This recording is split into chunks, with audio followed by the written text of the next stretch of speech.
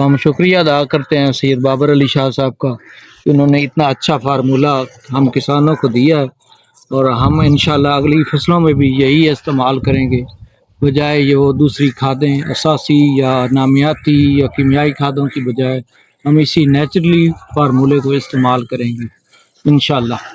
میں مرید حسین بھٹی، چک نمبر 152 شمالی، تحصیل سلہ والی، ضلع سرگودا۔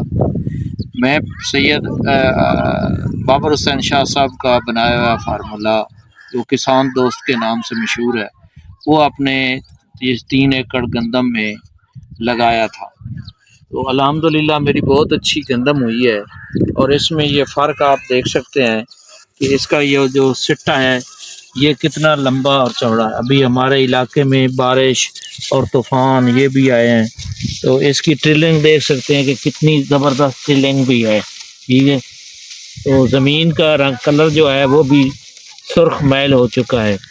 تو پہلے یہ سخت واٹ یعنی پکے واٹ کا رقبہ تھا، الحمدللہ اب یہ اتنا نرم ہو چکا ہے کہ جیسے میں یہ آسانی سے اسے دیکھے کھو رہا ہوں، اور اس کی جو ٹرلنگ کے ساتھ ساتھ اس کی جڑیں دیکھیں اور زمین کسی ہربلی ہو چکی ہے، ٹھیک ہے۔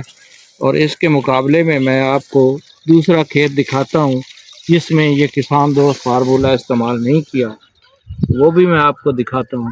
ہاں یہ دیکھیں آپ، اس کے مقابلے میں آپ کو یہ دوسرا کھیت دکھا رہے ہیں جس میں یہ کسان دوست فارمولہ جو سید بابر حسین شاہ صاحب نے تیار کیا وہ اس میں استعمال نہیں کیا۔ اس کی نہ تو ٹیلرنگ اتنی زیادہ ہے اور نہ اس کا اتنا سٹا زیادہ ہے، ٹھیک ہے۔ یہ سٹا دیکھیں تو دانے بھی اس میں بہت کم ہوں گے اس کی نسبت میں، اس کے بھی دانے ہم آپ کو گن کر دکھاتے ہیں اور اس کے بھی دکھاتے ہیں۔ یہ ہمارے اندازے کے مطابق تقریباً یہ دیکھ لیں یہ 40-50 کے قریب ہوں گے۔ تو ہم دوسرے اپنے جس میں کسان دوست فارمولہ استعمال کیا ہے وہ ہم آپ کو دکھاتے ہیں کہ اس میں کتنے دانے ہیں۔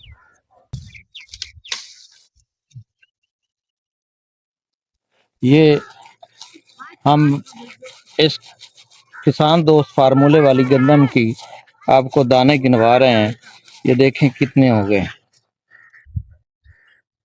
یہ آپ اندازہ لگائیں کہ کتنے ہوں گے، یہ تقریباً 80-90 کے قریب یہ دانہ ہوگا، ٹھیک ہے، اور موٹے بھی اور صحت مند بھی ہیں۔ اتنا فرق ہے کسان دوست فارمولے میں اور باقی اساسی کھادوں میں۔